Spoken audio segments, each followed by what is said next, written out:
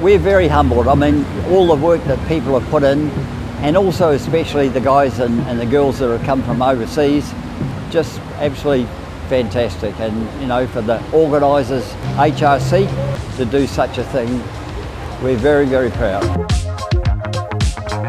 So there's some question about when the last time I was here. I mean, Graeme Lawrence seems to say that I was here in 1989. I know the last time that I was here, I raced through the streets of Wellington, which was quite good fun. But I do know the first time that I ever came to New Zealand was 1984, so it's been 40 years. But the people are still the same, they're friendly, a few years older, and Graeme still calls me Shag, so it's all good.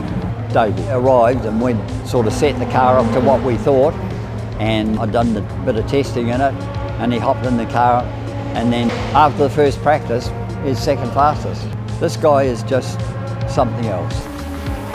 To make it 2 out of 2 for the day and 3 out of 4 for his part in the series. Checkered flag for Davy Jones, the young American.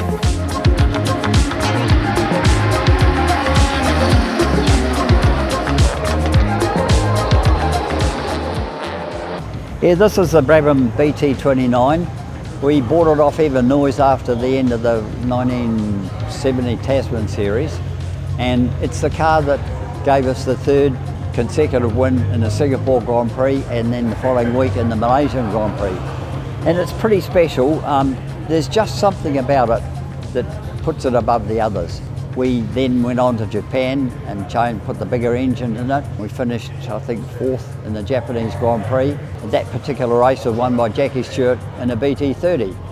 After our second visit up there, again, Air New Zealand were wanting to promote that. So I had a chat to them, and we hooked Kenny in and took him up there. When he was on the track and I was on the track, we were friends, but we were racing drivers. So whoever could beat the other one would take the chance and have a go at doing it, you know. I believe that Kenny and I are better drivers from the time we had together, because he's the last person in the world that I want to be beaten by, and same for him.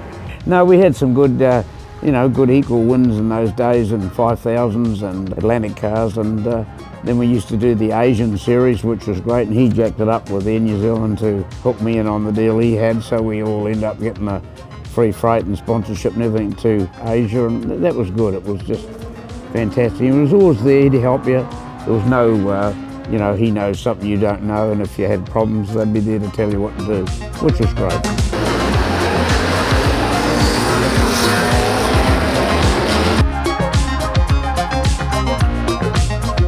When we decided that, I'd sort of, about time had enough, I was always interested to help people and to try and run teams.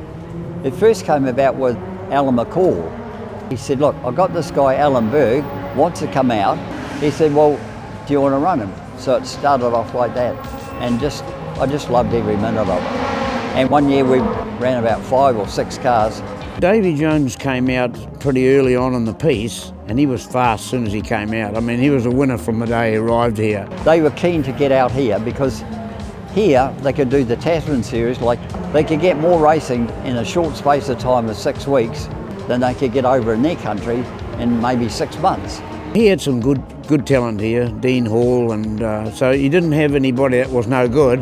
Jos Verstappen, I mean, he was involved with Jos, and so was I. We sort of both ran him, even though he ran him out of his team. So there was never any sort of failures. Paul Tracy was another one. They all went on to do something good, you know. I've always enjoyed actual physical working on the cars, always. With Dad, we were brought up that, if somebody else can do it, you can do it. And along the way, we learned.